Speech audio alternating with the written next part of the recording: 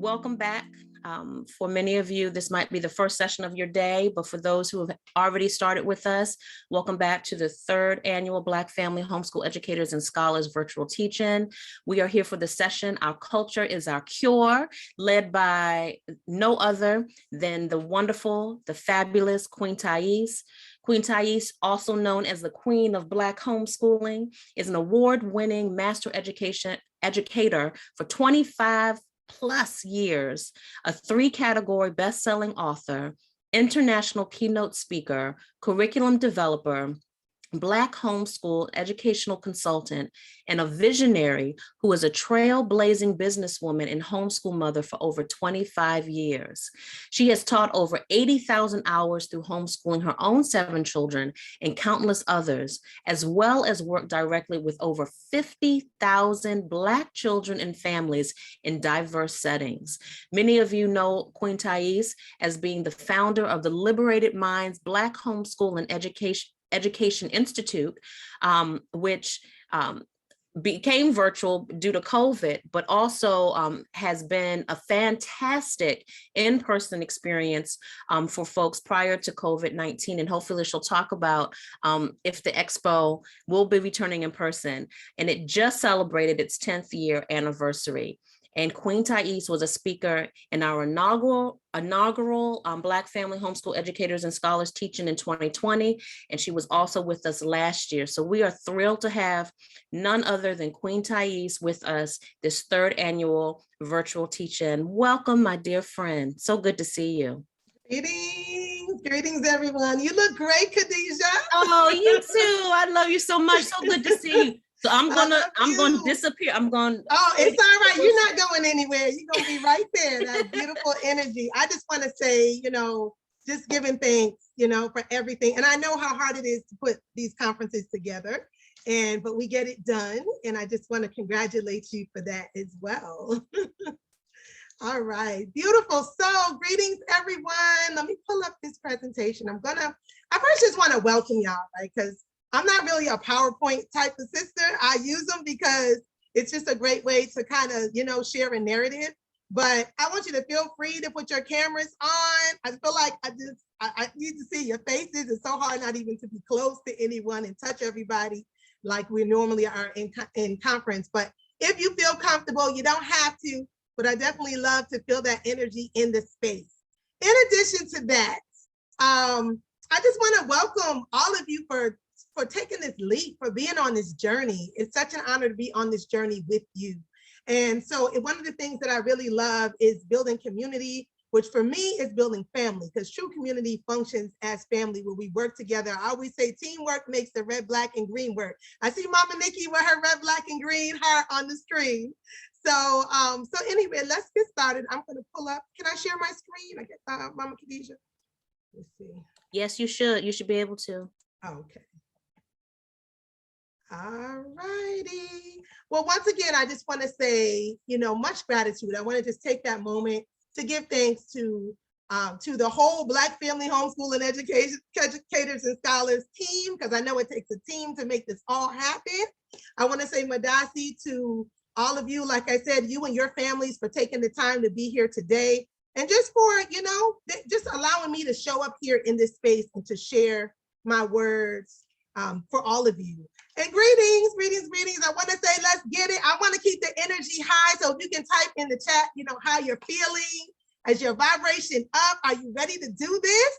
Tell me something great. I'm going to be trying to keep a watch of this chat here too a little bit. Someone said they're super excited. I love it. Me too. I'm always excited. Y'all see my picture right there. Always excited to do this work. So yes, our culture is our cure. And the reason why I love this title for everything, and I say it all the time, you hear me speak it all the time, but it is truly a way of life in knowing that we have everything that we need.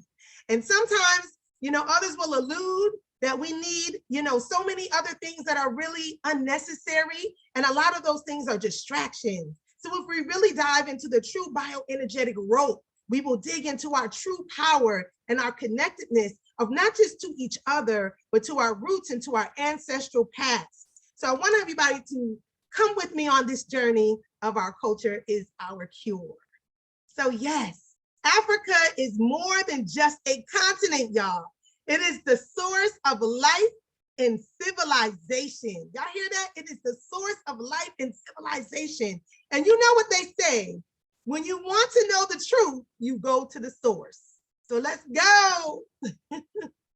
I love this video here. I'm gonna play a quick snippet.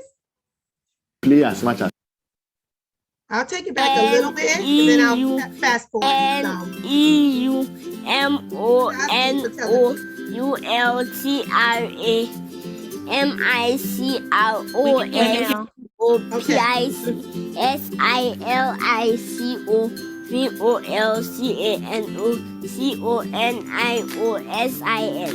Limono ultra microscopic silicovolcanoconus.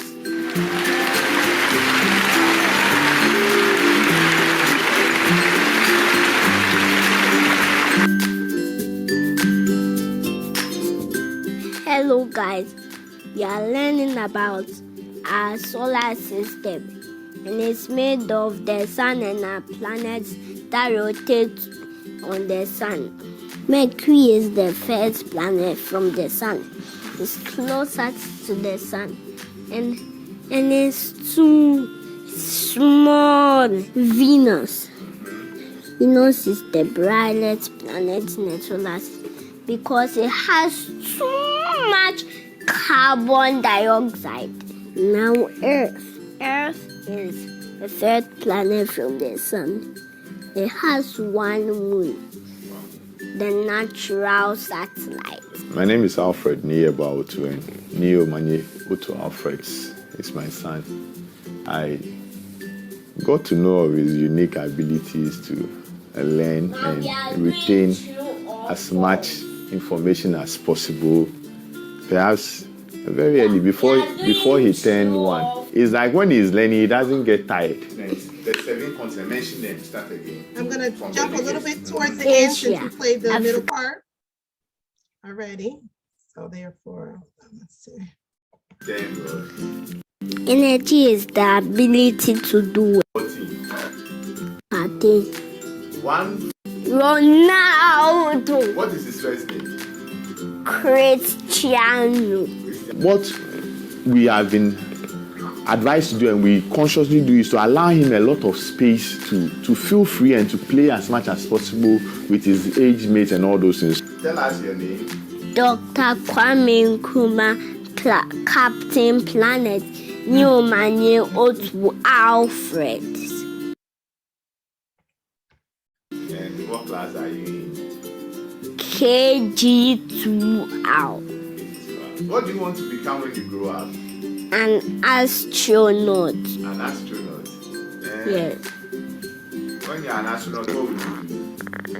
To go to space. For the past 1 year, he has been saying that he will become an astronaut. So we have noticed that really he has so much interest when it comes to the solar system, or everything about the planet, space, rockets, and all those things. He has so much interest with all those things. So we'll just keep encouraging and trying to get him resources that as and when he has. And when we also notice that this particular resource or book or site will be okay for him, we'll just introduce him to and keep helping him with practical stuff to get him.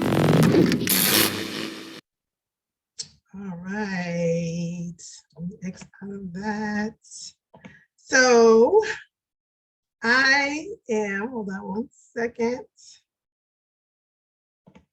So let me get some feedback. Are they able to unmute, or is that like taboo? I don't know. I'm not sure if that's okay, Mama Khadijah. That is perfectly fine. This is your show. I just asked, we have a session afterwards, so just keep being mindful of time, and I'll send you alerts and stuff about that. But this is your world, girl. Okay. Give thanks. So I love that video, because I think it just speaks to the level of excellence. He is not exceptional when it comes to our African studiousness and our ability to be able to be producers, to be creators, to be developers, to be thinkers. So I want you all to know that this is our norm, right? Because a lot of times our expectations are based on someone else's expectation of what they say of us.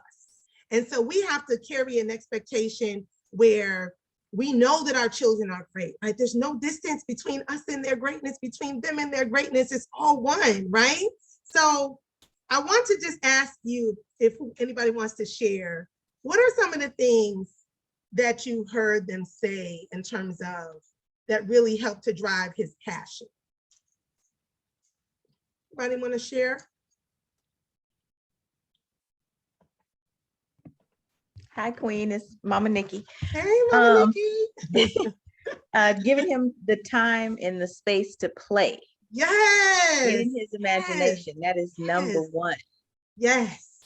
Very powerful point. That is one of the main things I wanted you guys to catch, because a lot of times we feel like for our children to be brilliant, then we have to cram them with a whole bunch of information, right? And they have to learn every single thing. However, sometimes less is best. You know, there's a point where there's a shut-off point. You know, that first 20 minutes or so, they're really absorbing it, they're loving it, and after that, it starts to fade. So it's better to work in smaller segments of time rather than long, drawn-out timeframes where the children are getting discouraged. And so you can see that also. What else did he talk about, Mama Nikki, or if anybody else wants to share in terms of his passion?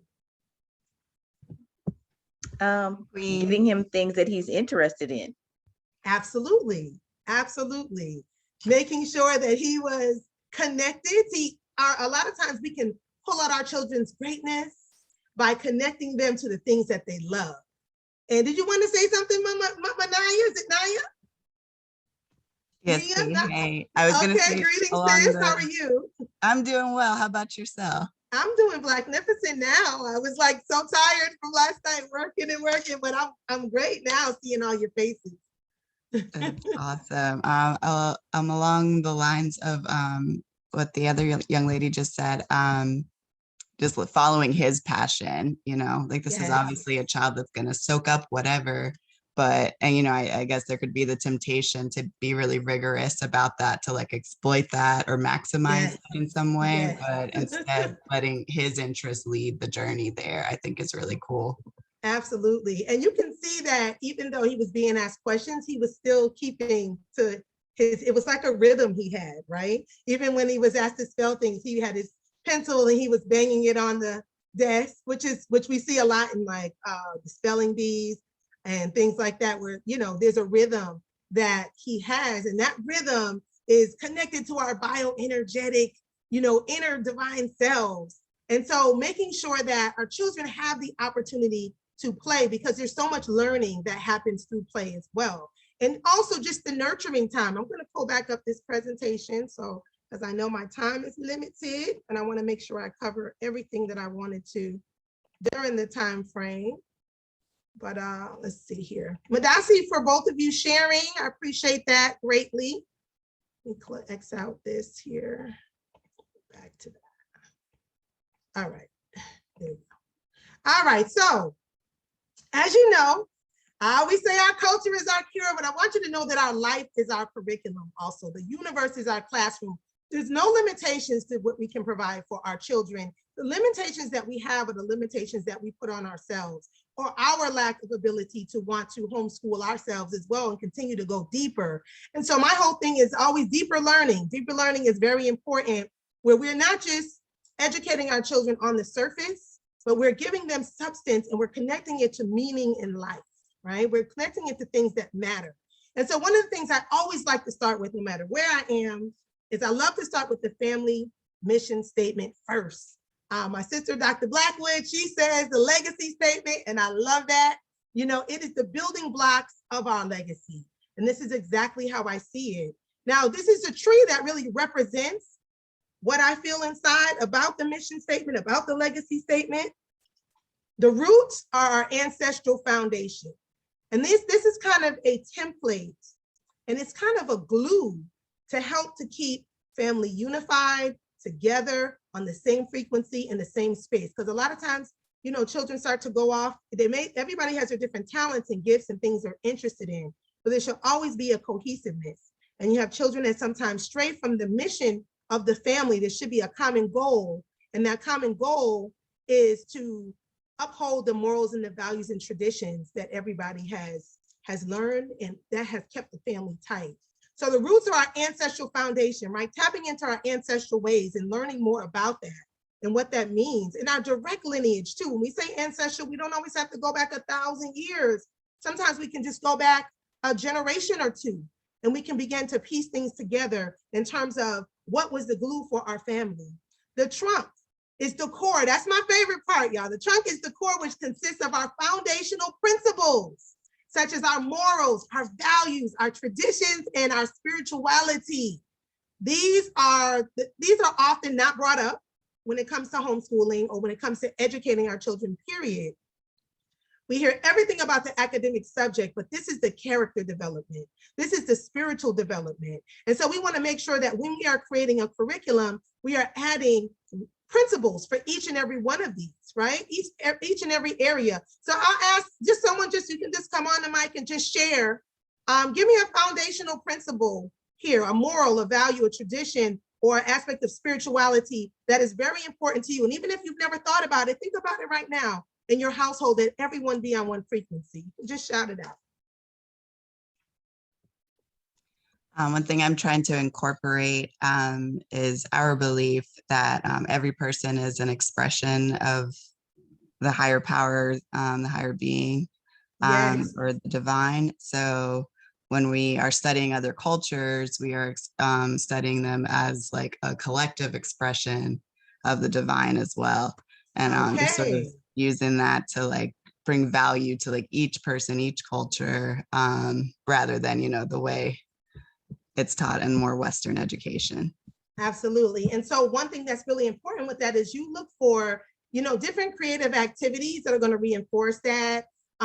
You can create your own lessons around that, but also look at life's experiences where you can point out that when I say your life is your curriculum, the things that happen in our lives happen so we can learn. But it's when we say we, so we can learn, it's the whole family. So there's something for everyone within that family unit to learn from, any experience. It could be a positive or a challenging experience. I don't want to say negative, because at the same time, everything is to bring about some form of learning. So it could be a situation, I don't know, something happened to somebody, maybe somebody hit your tail light or something like that on the car, and it's like it went awry or something, so you can be able to explain how was the situation handled.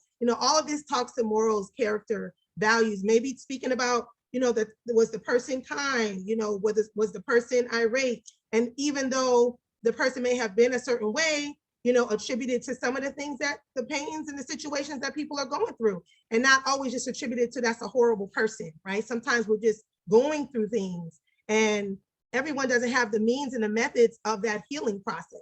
So just being able to pull out, all of the things that you want, I think that's great. Anybody else want to share anything else?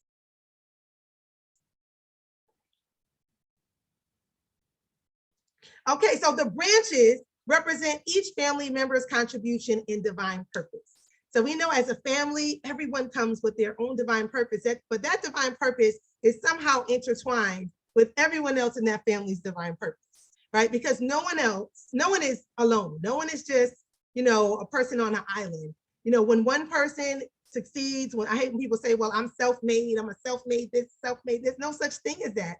That's a very European concept, a Yoruba concept where you can make it by yourself, right? There's always some contribution from other people. And sometimes the contributions are contributions that people would deem negative, like a certain thing happened to somebody that pushed them towards doing what they need to do. I kind of look at COVID like that, y'all, right? COVID has pushed so many of us, to do the things that we need to be doing to focus on the most important things for me, family and community. And, that hasn't really shifted for me, but my laser focus on different things have shifted. So sometimes we have situations that appear to be very negative and there's no fruits in them, but however, we can always transform that energy. Number 4, the fruits represent the cultivation of each family member's divine purpose individually and collectively. Right? So the fruits are what we get when we work collectively on one frequency, when we're sticking to our morals, our values, our traditions. And it also allows for us to solve problems in the family when things don't quite go right, right? We can bring it back to the center. But what are our morals, values, and traditions? Did that go outside of that? And how can we make sure that everything is streamlined? How can we make sure that, you know, everybody's on one accord? The leaves represent our mental, physical, and spiritual nourishment, right? The opportunity to really be able to pull from not just the food that we eat, but the energy that we have around us, the thoughts that we think, you know, all of that is very important. So I want to drive that home. Also, Nana Kobe Cambone, who I love dearly, if you don't know his work, please look him up. He says the spirit is at the core of who African people are. It is the African self-extension orientation. So how are you, like, how is community and family involved in your child's education? How are you using family and community? A lot of times, especially as homeschoolers, a lot of times we tend to try to do things on our own and just, you know, and sometimes family's not in agreement, right? They don't know what you're doing. They prefer you to just go on with the way everybody else is, just be normal, right? So sometimes we have to ease into certain levels of their participation, and sometimes it just won't work at all. But there's so many people in the community that we can utilize. If it's that brother or sister at the corner store that always speaks to the children, encouraging the children. If it's somebody in a restaurant maybe that you go to, right? And utilizing that as an inspiration and just saying that, hey, you know, I have the opportunity to connect with them. They have the opportunity to impart wisdom to your children. They're seeing a Black-owned business. What is that like? Maybe take a tour. You know, people want to be involved with children most of the time. It's a lot of times they're just really busy, and there's different layers to that. But you'll find that there's many people in the community that will be willing to share, to give, to help to cultivate your child as well. So just being very discerning about that, but at the same time, having your eyes wide open to all the various opportunities. So I want us to come out of the textbooks and the worksheets for a minute. You know, education is really a spiritual process, first and foremost. And many of us have forgotten the spirit, right? The spirit aspect in education. We're so busy trying to keep up with this and keep up with that, that our children are kind of like, oh my gosh, this is just so much, that they never even have time to feel and experience. And I know that true education comes from a positive experience and connotation towards learning. We want our children to be self-motivated. We want them to love learning and all of those things that really help them to be great people. So spirit is the bioenergetic rope that makes us who we are as African people, y'all. It makes us who we are. It is our connection to divinity. When spirit is removed from the education of our children, the bioenergetic rope is cut, therefore leaving our young ones feeling disconnected to the purpose of life and a lack of knowing their true selves. A lot of times our children get very frustrated, and you'll see, you know, if there's a lot of frustration going on, we need to make that reconnection and sometimes even step away from those things that give them that anxiety so they can kind of reset. And then also looking at our different learning approaches, teaching approaches and their different learning styles. And so that's very important. I have so much I could go into, but I have a little bit of time. So how do we reconnect education to spirit? How exactly is culture our cure? That's my baby right there, one of my babies. I have 7. Okay, let's see. So nurturing is learning. So sometimes we forget that just holding our babies, you know, and giving them the opportunity to just hug up on us, to look us in our eyes, you know, just touching their skin, rubbing their arms, or just hugging them, rubbing their back. All of these are ways in communication that affirm their being, affirm their emotional wellness, affirm their greatness and their place in this world, because love goes so far. It's challenging for children to function at their highest and greatest good, not knowing that they are affirmed, and that they are loved. So also defining our own success, right? We have to define our own definition of success. So what ideals do you have in all areas of your life? So a lot of times when we think about curriculum, right, we're only thinking about the subject matters in a fragmented way. So what can I teach with science? What can I teach with math? What can I teach with reading, with writing? And in addition to all of that, I want us to think about when we're creating curriculum for our children, what are all of the areas that we need to be looking at? What are all of the attributes that you want them to have? And looking at everything from, you know, do you want them to have positive relationships? So how are you nurturing that? Looking specifically at how am I nurturing these positive relationships? Am I setting an example? You know, what are the things that I'm teaching them? What are the words that I'm saying? You know, being very mindful at all of the different aspects of them receiving that information and that knowledge. So if they're watching certain videos that, you know, or TV shows that people are just fighting all the time, or the TikTok and the YouTube and just all kind of stuff just freely, they're going to come across behaviors that are not in alignment of what you want for them to be like and to have. So I want us to think about all those areas, their health and wellness, right? How are we promoting that? Because they're watching us too. Are we eating properly? Are we talking about the importance of food? Are we, you know, growing our own food? All the different components where that send messages that are equally as powerful as a textbook, right? And so I want us to expand our minds, and I would love for you all, I know we can't do it right now, I challenge you all to write down all those different areas. We do that, I have a training that I do, and I have, Mama Nikki's came out of that training, becoming a powerful, proficient, and professional homeschool educator. And we break that down. There's a whole science that we have, but we leave no stone uncovered, unturned at all. We go over all the different areas. We go to the nuts and the bolts in between, not just the wings and the propeller of that plane, but we're looking at the nuts and the bolts, everything that slips through the cracks.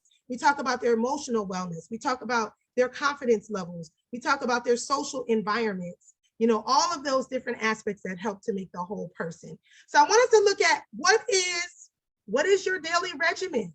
So now that you have your definition of success, right? And what you want that to look like. Now question yourself, what is my daily regimen? Does our daily regimen lead to that? So if you have a child that, you know, you want to develop, say, I don't know, you want to develop, or they love cooking. And they say, I really want to be a chef.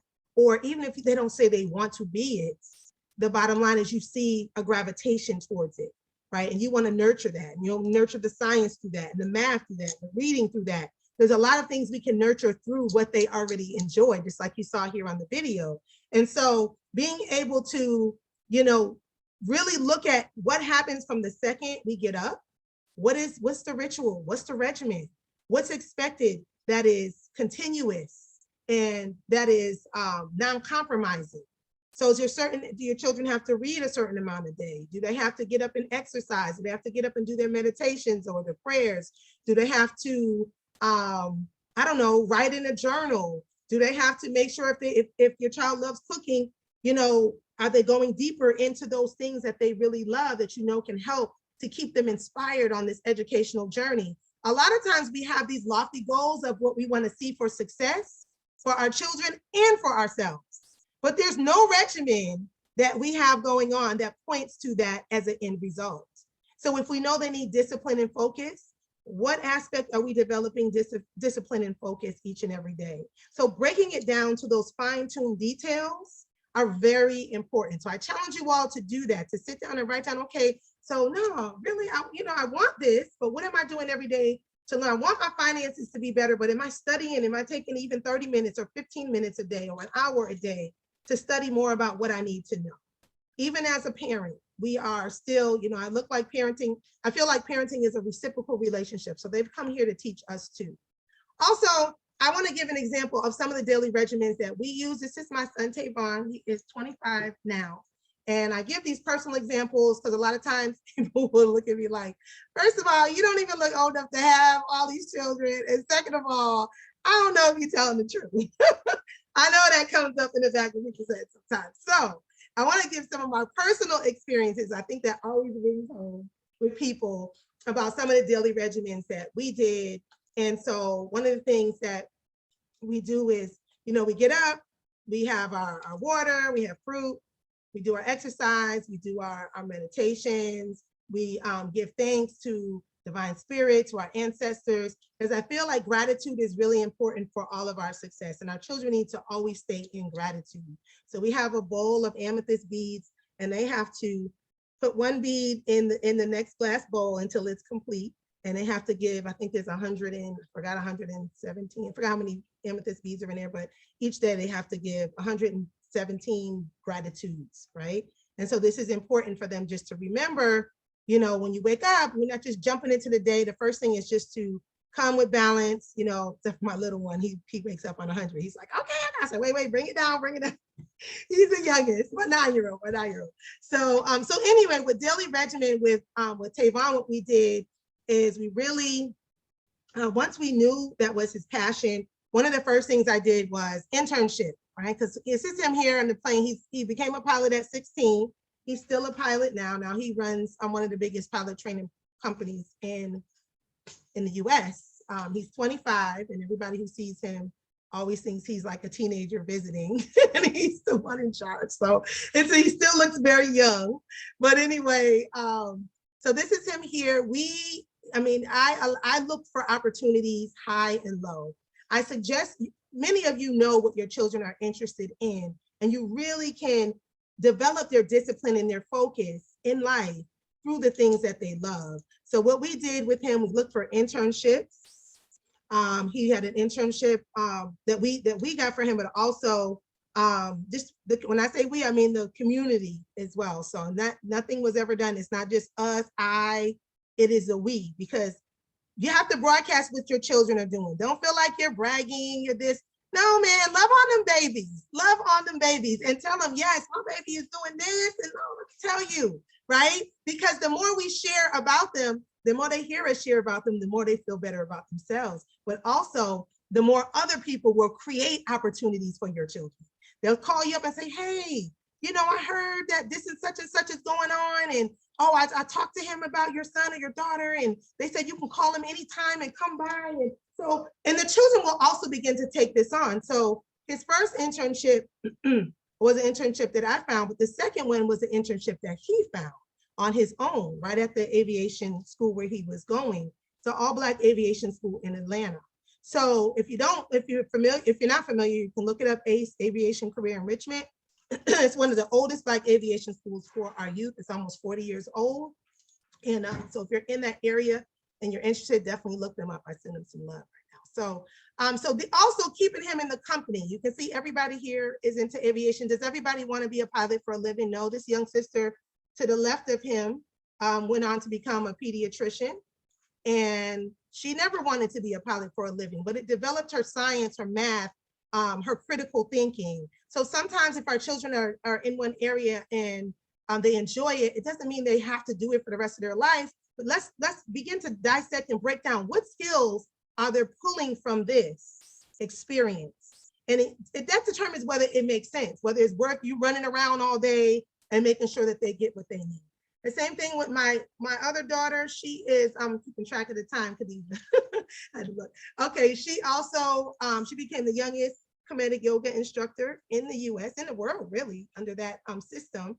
And at the time, not anymore. So when this beat her record out. So she was 12 here, and her passion, as you see, was vegan, vegetarian, and raw food cooking. And so at 12, I didn't even, to be honest with you all, you know, I always raved about her helping me in the kitchen, but I never really realized that that was a passion of hers. How did I not realize that? I don't know. I don't know. I just wasn't at that stage, I guess, of recognizing. And it was someone else, one of the parents that came to me, who knew that she always loved to cook with me, and said, hey, there's this cooking contest, and, you know, would your daughter love to be a part of it? Well, she became a part of it, and it was for adults, mind you. It was mainly restaurants and professional chefs that were in this competition.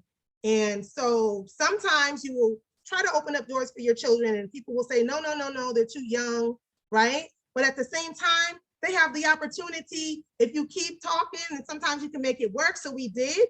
We talked to them and said, hey, we'll sign a waiver, whatever we need to do. Make a long story short, she won the contest, and all vegan, vegetarian dishes, about 5,000 people present. It was just an amazing confidence boost for her, which initiated her starting her own catering business. So her regimen became studying about food, the sciences of food, the medicine of food, the healing properties of food, you know, different spices and herbs, as well as the yoga. So everything began to kind of tie together in the science, the math, the reading. A lot of the reading, she became an avid reader. She became an avid reader and writer from all of the writing and reading she was doing pertaining to her work here. So even though she had all of these other subjects, this area of her love and her passion made her much more proficient in those areas. So she also went on to start the African Living Foods and Indigenous Wellness Institute. And you see her there doing yoga. She also started helping in Jamaica with others. I also want you to look at, you know, Zayla, right? And a lot of people say, wow, she went to spelling bee and she's incredible. All of our children are incredible. All of our, and even when people say special needs and all that with that, no, all of our children are exceptional. They just learn in different ways. And it's our job to really tap into what are those ways that they learn? What is their niche? Because all of them have that African bioenergetic rope. Our excellence goes so deep, right? We have always been thinkers and creators and builders. There's no distance between your children and their greatness, as I said earlier. So higher expectations. I want to read this here. This is a little story. How much time I got now? Okay. I want to tell this quick story because I think I've told it several times. I'm not sure if I told it last year here, but a friend of mine came to visit me. She was pregnant when she left, when she moved to Denver. When she came back, she had her baby was born. His name is Heru, and he was 4 months old. And we're sitting on the couch and we're talking. And she says, "Hold on a second, he has to go to the bathroom." And so I'm looking at her like, "He has to what?" She says, "Go to the bathroom." And I was like, "What are you talking about?" Right? So she runs into the bathroom, and of course I get up and I follow her, and she puts him on the toilet, and he actually pees in the toilet, and my mouth just dropped open because I'm like, wait a minute, I thought I had high expectations. What is going on here? So I began to ask her, and she says, "Oh yeah, this elimination communication thing," and she's going into this whole big spiel. And I said, I have never. When she left, I got on that computer and I did so much research and realized this was a traditional way in Africa. This was our tradition. And so I went on, I found this article here for you all. It says Senegal, the Wolof, right? Jacqueline Rebane told me that starting at the age of 2 months, a mother sits her infant on her ankles. She holds her ankles spread apart to make a place for the child to urinate or defecate. A baby can hold its head up straight at 2 months, and sometimes even sooner. The mother supports, at least for our children, the mother supports him in a position on her ankles by holding his arms steady. She encourages the child to eliminate by making a whistling noise.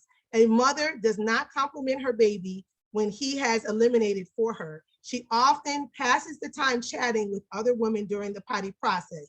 The behavior is observed in 1965 and 1966. What does this tell us, y'all?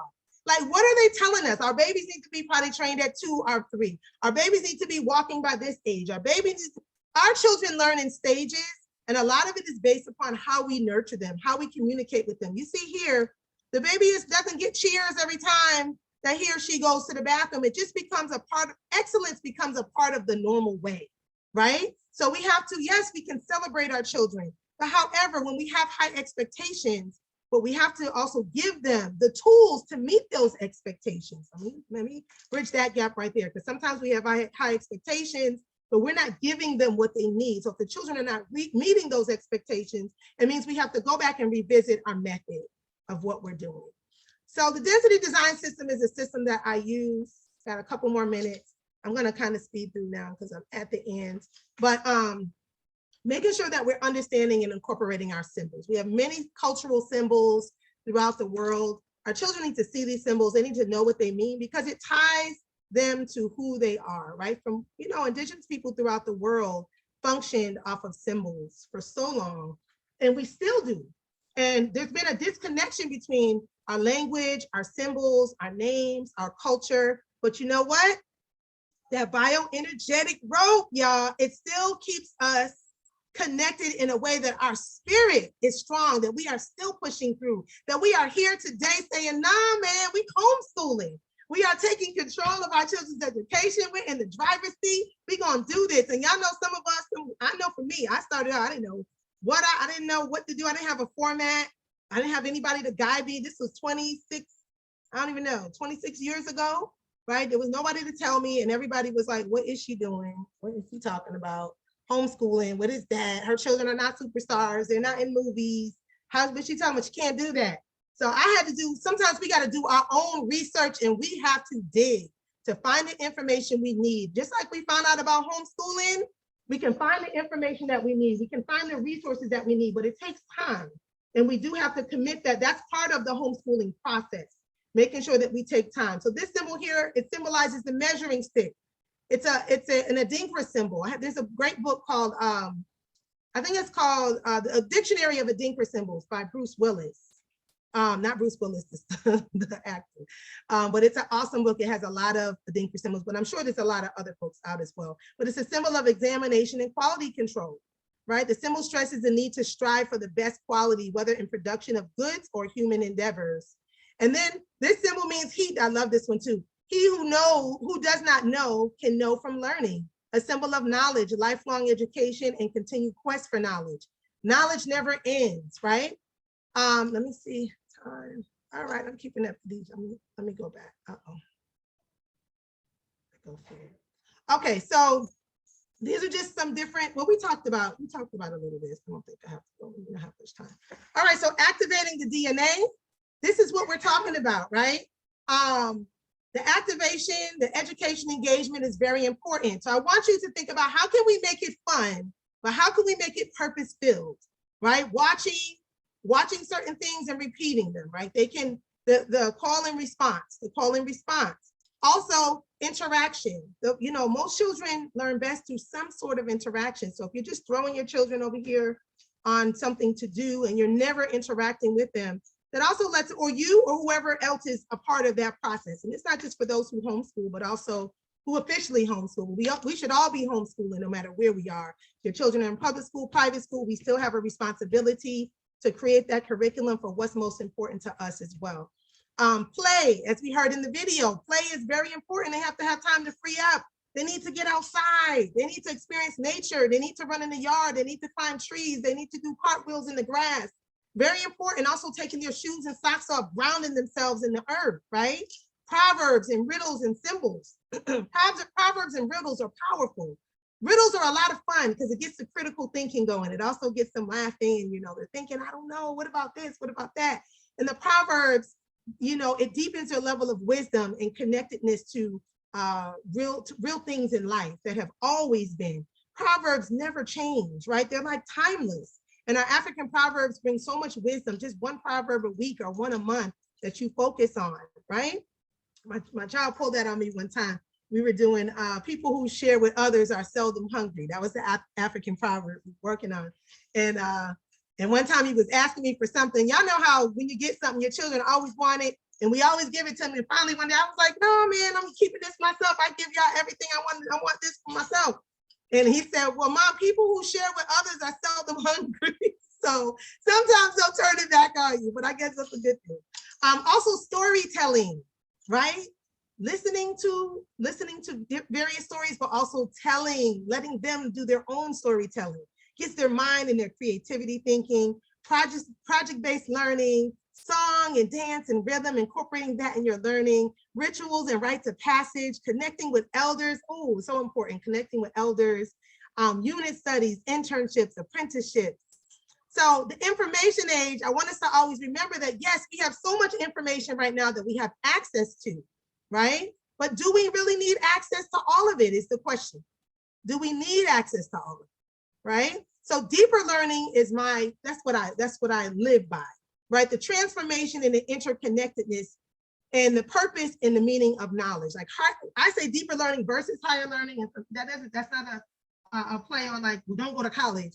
Higher learning meaning the accumulation of knowledge. Some people say, well, you've gone through all the higher learning, you've accumulated all this knowledge, where it's more the practice of the knowledge is the deeper learning, which is what we want. So we want to go below the surface. If your children are interested in starting a lemonade stand, question them, well, how many kinds of lemons are there? What are lemons good for? What are other uses for lemons? Let them go deeper than just, okay, I'm doing this and it's cute and I know they're cute. And you're like, okay, yeah, look at they got the little lemonade. Challenge them to learn about business. What is your profit today? Or what, explain what all that is so that their roots can be deeply firm and planted in the earth of life's experiences. Every experience brings a wealth of knowledge.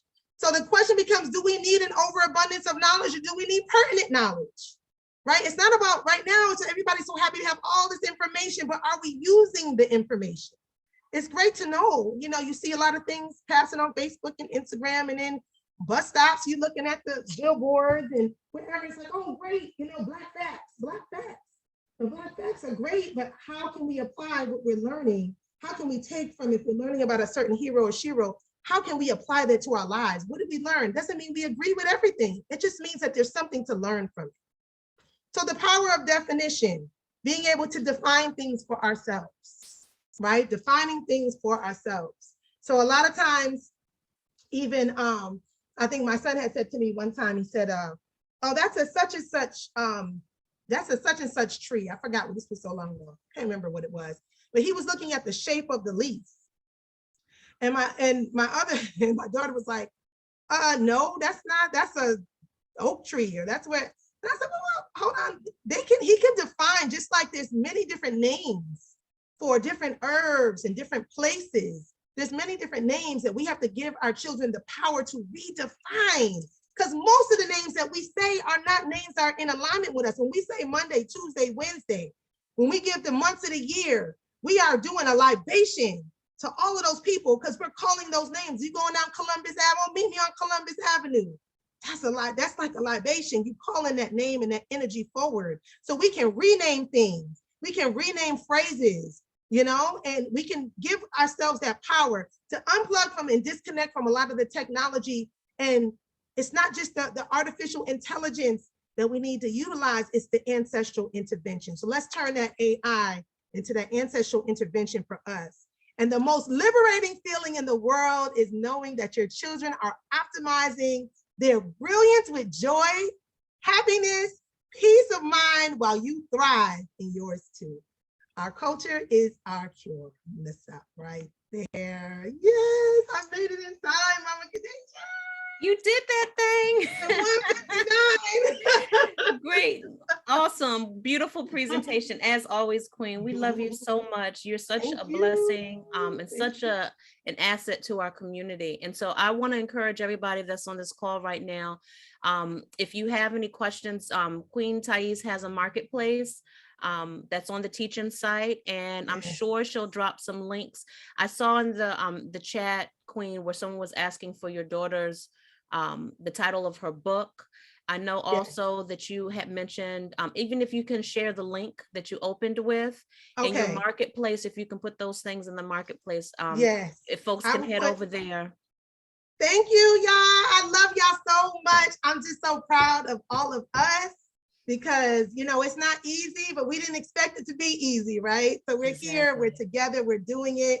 So I just appreciate all of you listening, and I trust that someone had something to pull from somewhere in there. But the main thing is that we utilize it. Find one thing in the presentation, if nothing else, that you can put into action and put to work. So Madasi, I'm going to put some information in the chat here. Wonderful. Don't put it in the chat, because we're about to close this out. We have we actually have a workshop that's supposed to be starting right now. And so I'm gonna close this Zoom, and if you can go in your marketplace and drop chats, drop links. I love you so much. It's great seeing you as always, and we will see everyone in our next session. Peace out. Beautiful. Bye-bye.